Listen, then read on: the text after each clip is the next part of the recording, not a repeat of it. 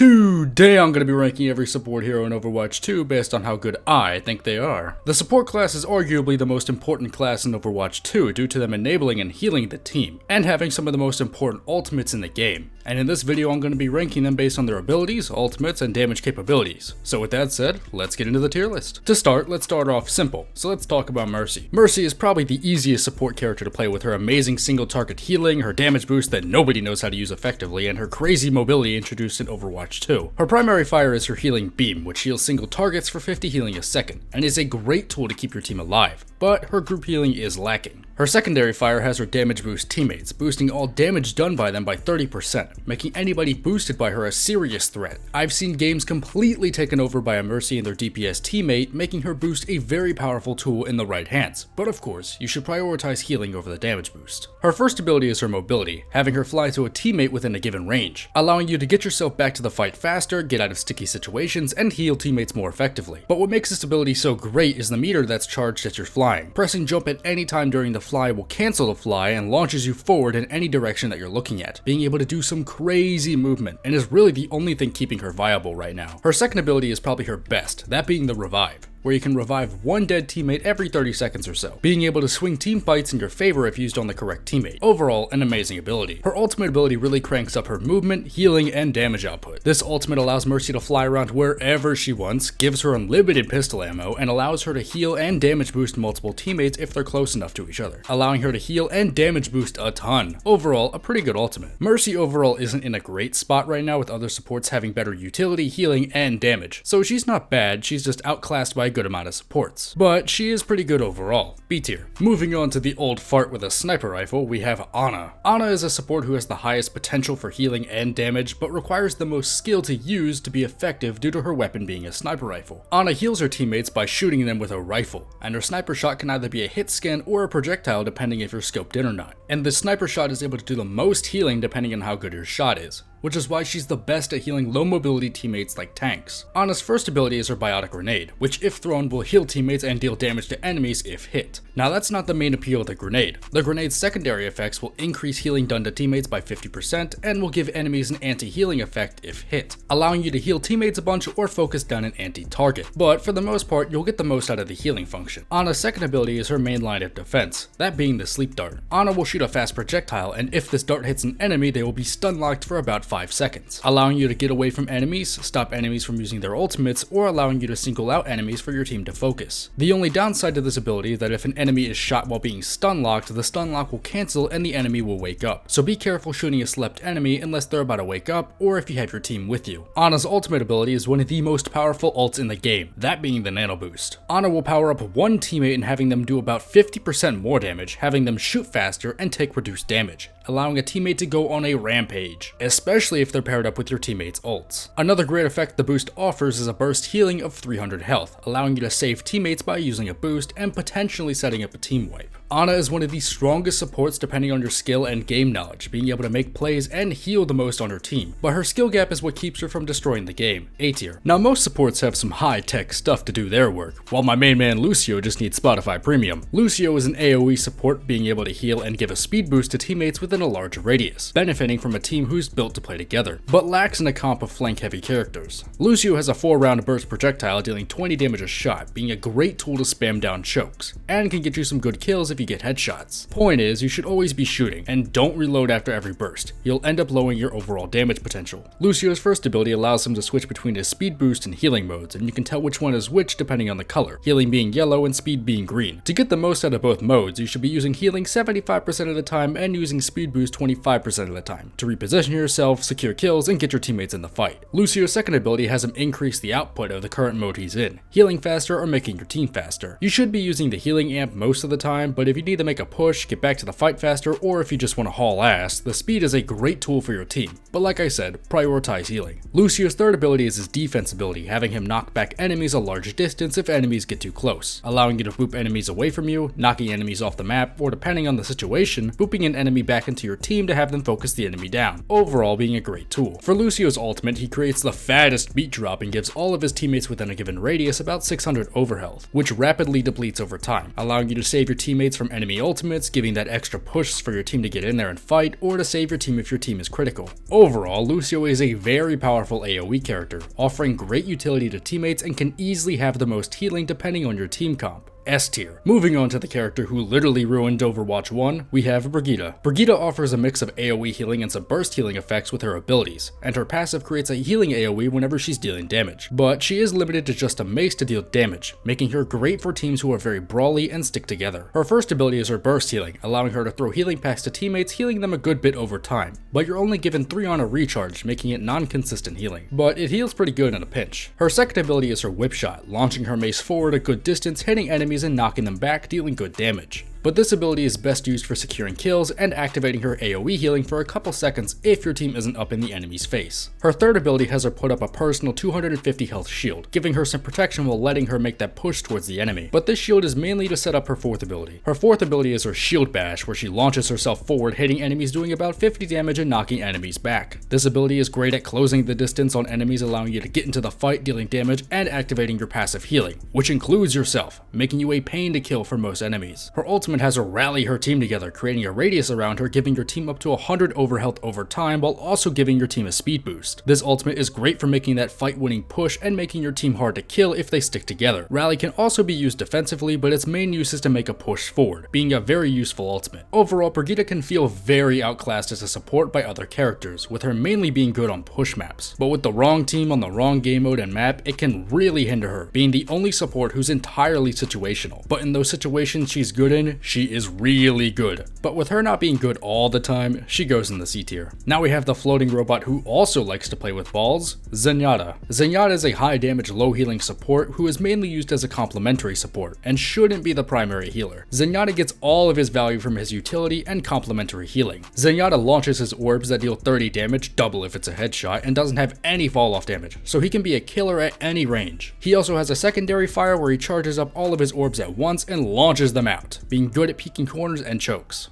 For Zenyatta's first ability, you have his healing orb, where he does low single target healing, but he's able to do damage while healing. As long as your teammate stays within your sight line, the healing won't stop, but if your teammate leaves your sight line for 3 seconds, the orb is returned to you. Moving on to Zenyatta's second ability, you have his Discord orb, where he launches an orb out at an enemy, and any enemy with this orb on will take 30% more damage, allowing your team to focus down a high priority target, whether this being an overextended tank or DPS, or a support character your team can dive on. This orb also allows you to do some serious damage, being able to hit high damage headshots from any range. No matter which way you spin it, you should always make sure you have this on an enemy due to it having no cooldown or downsides. For Zenyatta's ultimate, he turns invincible, has an increased movement speed, and heals any teammate around him for a crazy amount. You can use this ult to save your team for when they're all low health, when a dangerous enemy uses his ult like a graviton surge, or if you really need to, use it to save yourself from dying. But make sure you're not doing this every time, you should always prioritize healing your team. Zenyatta as a character is a very good supporting character to any team due to his good utility and crazy good ultimate. However, his lack of healing and his need for a coordinated team to get the most value out of him really holds him back from being a high tier support, so he goes in the B tier. Now we have the most interesting support in my opinion, Baptiste. Baptiste is a combat medic who has a grenade launcher that heals people and a 3-round burst that hits pretty hard and is accurate to boot. He's an amazing group healer if your team is all grouped up, healing up to 70 damage if you manage to hit your teammates directly, or 50 if you catch them in the blast radius. But his main problem is that he lacks the sustainability that most of the supports have. He's able to use high ground effectively and escape sticky situations with his jump boots, having great vertical mobility. Baptiste's first ability is his only way of instant self-healing, where he gives burst healing and healing over time to himself and teammates within his radius, being a great tool to save people from dying with that instant healing. This has a long cooldown, so be sure you're saving it for when your team needs an extra bit of healing on top of your grenade launcher. Baptiste's second ability is arguably the best ability in the game, that being the immortality field. Baptiste throws down a lamp looking thing that creates a radius around it, and any teammate inside of this radius will be unable to die and be locked at 10% HP. The field, however, can be destroyed and has a long cooldown, so keep an eye out on its health and be sure you use the field to save yourself and teammates from powerful abilities and ultimates, or if your teammates are about to die. Overall, being a very powerful ability. For Baptiste's ultimate, you have the window, or the amplification matrix if you want to be specific. Baptiste's window is a very strong ability or borderline useless depending on its placement and situation. The window will double any damage or healing projectiles that pass through the window, so you and your team can do a bunch of damage or healing respectively. However, if placed too far forward, enemies will just walk through the window, and place it too far back and you get no use out of it. The window should mainly be used to close off chokes and open areas, forcing enemies to respect the area that you're covering. Baptiste's window can also get less value depending on the characters your team is playing. Winston, Ryan, Mercy, and Symmetra will get less value out of this window due to their lack of consistent projectiles, so keep that in mind when playing Baptiste. Overall, Baptiste is a very powerful group healer who's able to carry his weight both in healing and damage. However, his sometimes lackluster ultimate keeps him from being S tier, so he goes in the A tier. Here comes the newest rendition of Overwatch's cute Asian chicks, Kiriko. Kiriko is a very high skilled support who can offer the most out of any current support depending on the skill level, having great mobility, utility, healing, and damage. She's meant to play as a mixed damage healing role, with her kunais being able to hit 120 damage headshots with no fall off damage and having insane healing potential if you focus on healing more. But the main point of Kiriko is to both heal and deal damage. Focus too hard on one side and you lose value on her potential. As said previously, she has a slow firing kunai that deals very poor damage with body shots but has amazing damage with headshots, so always be aiming for heads when dealing damage. Her healing is a projectile that homes in on teammates, healing a decent bit with a slight reload in between bursts. Your teammates can, however, outmaneuver your healing projectiles, so playing with high mobility characters might lower your overall healing impact. Kiriko's first abilities are Cleansing Suzu, which is essentially the anti-anti grenade. This grenade will explode on impact, healing a bit, making teammates invulnerable for a second, and cleanses all negative effects. This can include bleed, honest anti-grenades, stuns, slows, etc. You should be saving this ability for when your team is grouped up and when there's an important things to cleanse, or abilities to negate, such as ultimates like Riptire and other dangerous abilities. Kiriko's second ability is her mobility, where she's able to teleport to any teammate within a given range, which is pretty large by the way. This allows her to get into a better position, get out of sticky situations, or just grouping up with your team. This ability is best used to retreat from a fight, falling back to the back lines after playing aggressive with your team, and you shouldn't use this ability to get into fights, due to you losing the only way out of a fight. So be sure you have your team with you if you plan on teleporting to the front lines. Kiriko's ultimate is arguably the best in the game, that being the Kitsune Rush. Activating this ability places a large rectangle on the ground, and any teammate inside this area will get increased attack speed, movement speed, reload speed, and decreased cooldowns, overall increasing potential damage outputs by a ton. This ultimate makes the enemy almost immediately retreat, giving that fighting your team head on with this ultimate is almost always a death sentence. So be sure you're putting your ultimate in the best area possible to maximize the damage your team can do. Kiriko overall is the best support in the game currently, with her being extremely powerful in her utility, healing, damage, and ultimate, being a good pick in almost every situation. S tier. Last but not least, we have everybody's most hated support,